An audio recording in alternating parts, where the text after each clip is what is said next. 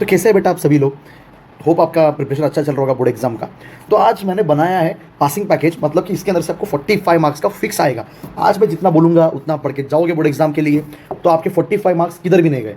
तो पहला अपना चैप्टर चालू करते हैं। केमिकल रिएक्शन है। केमिकल रिएक्शन का वेटेज है बेटा 4 मार्क्स का आएगा कंपलसरी बोर्ड एग्जाम के अकॉर्डिंग, या फिर ब्लूप्रिंट के अकॉर्डिंग। ये 4 मार्क्स का चैप्टर है, जिसके अंदर फर्स्ट क्वेश्चन पूछेगा आपके, इसके आपसे पूछ सकता है कि properties of the chemical reaction बेटा कौन, ये 4 प्रॉपर्टी है बेटा, इन चारों के बारे में आप लिख लोगे या फिर यहाँ पे स्क्रीनशॉट कर ले लोगे, पॉज करके पढ़ लोगे तो बहुत अच्छी बात है। या फिर आपको इसका डिस्क्रिप्शन में आपको इसका लिंक मिल जाएगा, जहाँ से आप इसको डाउनलोड भी कर सकते हो। इसके प्रॉपर्टीज है change in the state, change in the colour, evolution of the gas, change the temperature, formation of precipitate, ये सभी चीज़ों को पढ़ सकते हो। सेकंड टॉपिक है जो क्वेश्चन कंपलसरी बोर्ड एग्जाम में हर बार पूछता है, balancing of the chemical equation. इसको मल्टीपल चॉइस में देके इसका करेक्ट बैलेंसिंग करा देगा, या फिर क्या करेगा, इसको 3 मार्क्स क्वेश्चन में देगा, 3 इक्वेशन देगा जिसको आपको बैलेंस करने के लिए बोल देगा। नेक्स्ट क्वेश्चन है जिसको बहुत बार लास्ट ईयर के बोर्ड एग्जाम में भी दिया था कि टाइप ऑफ केमिकल इक्वेशन, एक इक्वेशन दे देगा, उसको देख के पूछेगा which type of chemical equation it is, balancing combination reaction, decomposition reaction, displacement reaction या फिर डबल डिस्प्लेसमेंट रिएक्शन, इसके अंदर से कौन सा वाला इक्वेशन है बोल के चूज करने के लिए वो देगा। इसके बाद next very important question is corrosion and rancidity. इसके अंदर एक क्वेश्चन आता है हर बार, why we fill the nitrogen gas in the Kurkure packets और चिप्स पैकेट्स बोल के पूछेगा। या फिर आपको पूछ सकता है इसके अंदर से एक question that is redox reaction. यहाँ पे आपको देखने को मिल जाएगा रेडॉक्स रिएक्शन, कौन सा ऑक्सीडेशन हो रहा है या फिर कौन सा रिडक्शन हो रहा है। इसको भी लास्ट ईयर के बहुत सारे पेपर्स में पूछा गया था, इसके ऊपर भी आप एक बार नजर फेर लीजिए। नेक्स्ट चैप्टर है अपना एसिड बेस एंड सॉल्ट्स बेटा। ये 6 मार्क्स का चैप्टर है कंपलसरी। इसके अंदर बहुत सारे इंपॉर्टेंट क्वेश्चन है एंड बहुत ईजी क्वेश्चन है। जैसे एग्जाम्पल के लिए इससे आप एक बार देख सकते हो स्ट्रॉन्ग एसिड के बारे में, स्ट्रॉन्ग बेस के बारे में। पर इस चैप्टर का सबसे इंपॉर्टेंट क्वेश्चन मैं आपको एंडिंग में बोल दूंगा। यहाँ पे आपको 6 इक्वेशंस मिल जाएंगे जिसको आपको एक बार नजर फेर लेना है, क्योंकि इसमें से 1 या 2 एग्जाम में पूछ सकता है आपको फिल इन द ब्लैंक्स के अंदर, या फिर आपको पूछ सकता है एप्लीकेशन बेस्ड क्वेश्चन के अंदर, या फिर आपको पूछ सकता है मल्टीपल चॉइस के अंदर। तो नेक्स्ट मैंने आपको बोला था स्टार्टिंग में, चैप्टर की स्टार्टिंग में, कि एक क्वेश्चन होगा जो हर बार फिक्स आता ही आता है, दैट इज सॉल्ट्स। सॉल्ट्स हर बार एवरी क्वेश्चन पेपर, आप every single question paper, model paper से लेके प्रिपरेटरी पेपर तक आप निकाल के देखो, 3 मार्क्स का सॉल्ट का क्वेश्चन कंपलसरी पूछता है। इसके अंदर इसका केमिकल फॉर्मूला पूछ सकता है, या फिर पूछ सकता है इसके यूजर्स क्या है। यूजर्स के ऊपर बहुत बार क्वेश्चन पूछा गया है, तो आप इधर 100 वेरी वेरी इंपॉर्टेंट बोल के आप लिख सकते हो, इंपॉर्टेंट क्वेश्चन है ये बेटा। इसके बाद नेक्स्ट वाटर क्रिस्टलाइजेशन के बारे में भी 1-2 बार क्वेश्चन पूछा है, पर सॉल्ट्स कंपलसरी आपको पढ़ना ही है। एनी कंडीशन एग्जाम में सॉल्ट के ऊपर क्वेश्चन आएगा ही आएगा। नेक्स्ट चैप्टर है बेटा लाइव प्रोसेस, जो 8 मार्क्स का वेटेज रखता है, बहुत ज्यादा वेटेज है। तो देखो यहाँ पे मैं इसके डायग्राम्स वगैरह में एंडिंग में डिस्कस करेंगे अपन लोग, एंडिंग में उसके लिए सेपरेटली कौन से डायग्राम इंपॉर्टेंट है, आपको कौन से प्रैक्टिस करने के 9 या 10 में आपको डायग्राम दे दूंगा जिनको आपको प्रैक्टिस करना पड़ेगा। एनफ। अभी हम खाली क्वेश्चंस या फिर टॉपिक्स के ऊपर डिस्कस करेंगे। ओके, तो यहाँ पे न्यूट्रिशन के अंदर ऑटोट्रोफिक हेटरोट्रोफिक का डेफिनेशन एक बार देख लीजिए। उसके बाद ह्यूमन डाइजेस्टिव सिस्टम के अंदर कुछ इंपॉर्टेंट एंजाइम्स है एंड उनका फंक्शन है बेटा, इसको आप एक बार पॉज करके पढ़ लीजिए। नेक्स्ट क्वेश्चन है रेस्पिरेशन के अंदर हर बार क्वेश्चन पूछता है, एरोबिक रेस्पिरेशन एनारोबिक रेस्पिरेशन का डिफरेंस पूछ सकता है, या फिर उनके इक्वेशंस पूछ सकता है, या फिर इनके जो प्रोडक्ट्स आएंगे उनके बारे में क्वेश्चन पूछ सकता है बेटा। तो उसको आप एक बार पॉज करके पढ़ लीजिए। It is also counts in important बेटा। ओके, सो डबल सर्कुलेशन को बहुत बार पूछा है, प्रिपरेटरी में पूछा है, लास्ट ईयर के मॉडल पेपर्स में पूछा है, तो इसको भी एक बार पढ़ लीजिए। नेक्स्ट चैप्टर अपना आता है कंट्रोल एंड कोऑर्डिनेशन।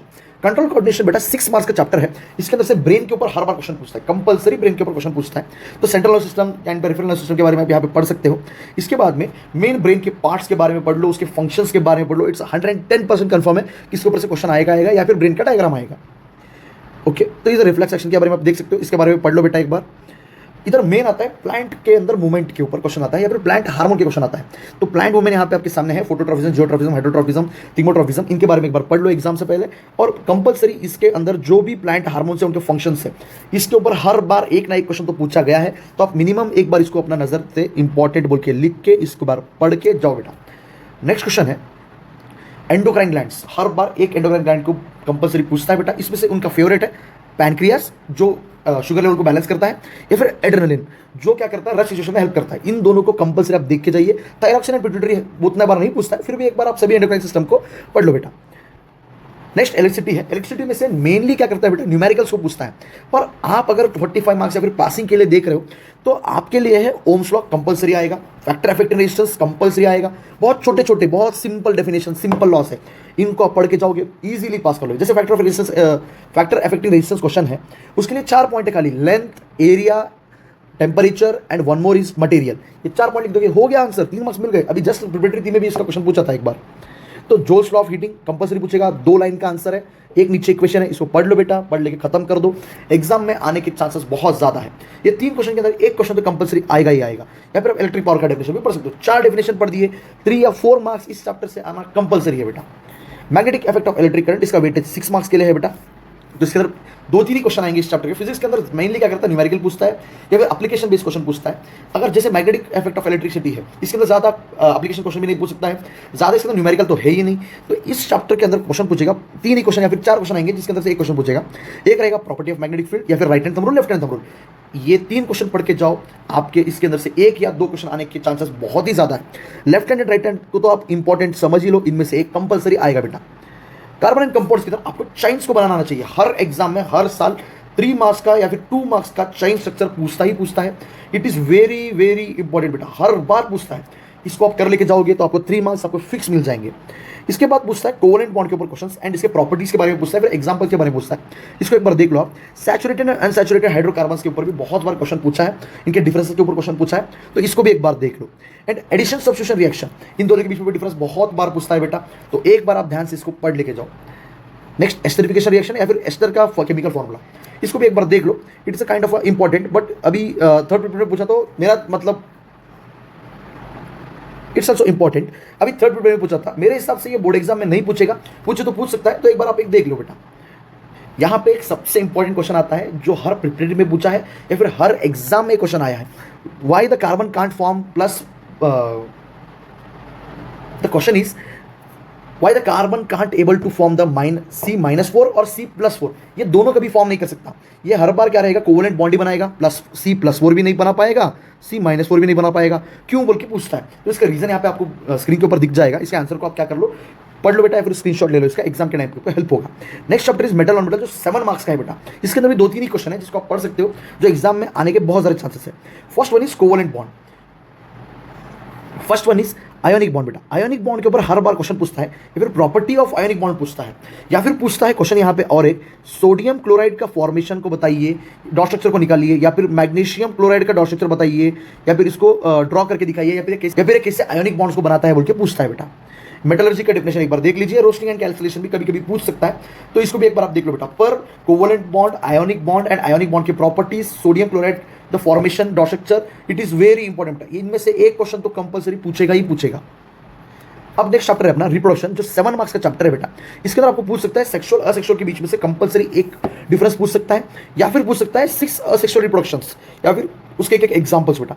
इसके 6 असेक्सुअल रिप्रोडक्शन को आपको कंपल्सरी आने चाहिए, इनमें से एक कंपल्सरी, वेरी वेरी इंपॉर्टेंट बेटा, एक कंपल्सरी आएगा ही आएगा। और एक चीज़ है कि इसके अंदर 6 के 6 जो इसके एग्जाम्पल्स है उसको आने चाहिए, क्योंकि इसको मल्टीपल चॉइस में बहुत बार पूछा गया है कि which of the following is the example for the vegetative propagation, और which of the following is the example of binary fission। तो ऐसे क्वेश्चंस को पूछा गया है, तो इसमें से आप सबके एग्जाम्पल्स को और सभी के मेथड्स को और उसके कैसे करता है वो मेथड को यूज़, तो उसके बारे में आप एक बार पढ़ के जाइए बेटा। नेक्स्ट क्वेश्चन है एडवांटेजेस ऑफ वेजिटेटिव प्रोपोगेशन। हर बार कोई भी मॉडल पेपर निकाल के देखिए, कोई प्रिपरेटरी के पेपर का निकाल के देखिए, उसके अंदर पूछेगा वेजिटेटिव प्रोपोगेशन या फिर उसके फायदे, मतलब कि एडवांटेजेस को आपको हर बार पूछा गया है, तो आप इसको बहुत ध्यान से एक बार पढ़ के चाहिए बेटा। नेक्स्ट इज पॉलिनेशन का डेफिनेशन या फिर सेल्फ पॉलिनेशन क्रॉस पॉलिनेशन के बीच में के डिफरेंसेस, ये आ सकते हैं एग्जाम में, आप एक बार देख लीजिए बेटा। सेक्सुअल रिप्रोडक्शन के अंदर ह्यूमंस के अंदर से एक क्वेश्चन आएगा, दैट इज कॉन्ट्रासेप्टिव मेथड्स, ये भी बहुत बार पूछा गया, इसको भी आप एक बार देख सकते हो, पढ़ के आप एग्जाम में चले जाइए। हेरिडिटी के अंदर से 3 ही क्वेश्चन आएंगे, 3 में से एक क्वेश्चन कंपल्सरी आता। One is monohybrid, second one is बेटा डायाहाइब्रिड, सेकंड कौन सा आता है, डायाहाइब्रिड क्रॉस आता है। थर्ड वन इज आता है बेटा सेक्स डिटर्मिनेशन, थर्ड वाला कहाँ पे, देखो ये वाला sex determination in the humans, ये क्वेश्चन पूछता है। या फिर वन मोर क्वेश्चन है इंपॉर्टेंस ऑफ द वेरिएशन, ये 4 में से एक क्वेश्चन पूछना है, it's compulsory, very very important. ये बहुत छोटा चैप्टर है जिसके अंदर से आप 4 ही टॉपिक्स को पढ़ के बहुत सारे मार्क्स को कवर कर सकते हो बेटा, तो ये 4 क्वेश्चन को कभी मिस मत करना। Next chapter is light. Light के अंदर से हर बार क्या करता है बेटा, एक रे डायग्राम कंपल्सरी पूछता है। वन रे डायग्राम फिक्स, या तो कॉन्केव लेंस का पूछेगा, कॉन्केव मिरर का पूछेगा, या फिर कॉन्वेक्स लेंस का पूछेगा, कॉन्वेक्स मिरर का पूछेगा। ये चारों में से किसी एक ना एक के अंदर से कंपल्सरी एक डायग्राम आएगा ही आएगा। और 2 लॉ है यहाँ पे, law of reflection, law of refraction. Law of refraction को ही हम क्या बोलते हैं बेटा, स्नेल्स लॉ भी बोलते हैं, यहाँ पे कंफ्यूजन होने की जरूरत नहीं है। तो वो 2 लॉ के अंदर से एक लॉ को कंपल्सरी पूछेगा, जो आपको स्क्रीन पे दिख रहे हैं लॉ, आपको पॉज करके पढ़ सकते हो, या फिर यहाँ पे रे डायग्राम्स जो आपको दिख रहे होंगे, तो इसको भी आप एक बार देख सकते हो बेटा। इससे इनमें से कोई एक कंपल्सरी आएगा ही आएगा, 110% श्योरिटी है, एक क्वेश्चन कंपल्सरी आएगा। इसको आप लिख सकते हो वेरी वेरी इंपॉर्टेंट क्वेश्चन के अंदर, ओके, चलो बेटा। तो देखो बेटा, ये सभी क्या है, डायग्राम्स है जो एग्जाम के लिए इंपॉर्टेंट है। टोटल 12 मार्क्स का डायग्राम्स आएंगे बेटा। इसमें से इतने अगर आप डायग्राम कर लोगे तो आपको 12 मार्क्स के अंदर फिक्स मिल जाते हैं। ये सभी डायग्राम्स को आप यहाँ पे देख सकते हो, स्क्रीनशॉट ले सकते हो, या फिर इनका नाम लिख सकते हो, या फिर आपको इसका लिंक आपको डिस्क्रिप्शन में मिल जाएगा, जिस तरह से आप इसको डाउनलोड कर सकते हो बेटा।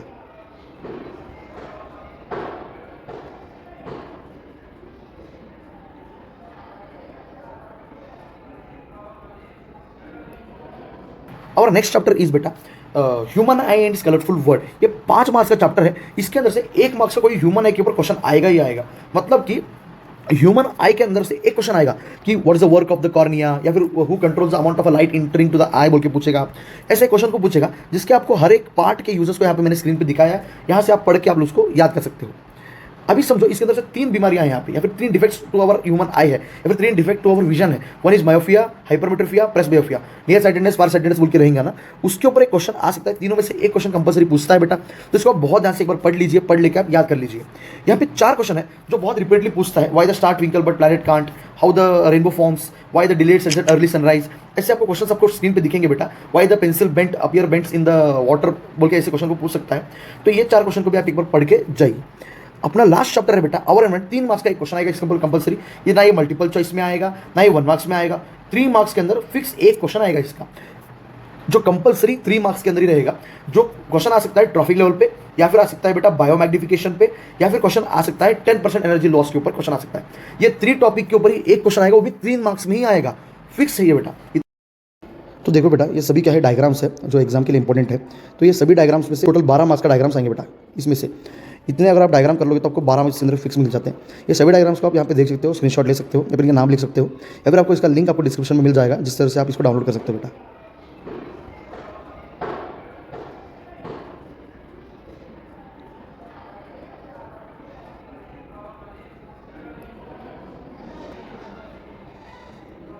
इतना पढ़ के जाओगे तो आपके मिनिमम 45 मार्क्स आपके आराम से स्कोर हो जाएंगे, और प्लस 20 मार्क्स आपके स्कूल वाले देंगे, तो आपके 65 मार्क्स कहीं नहीं गए बेटा।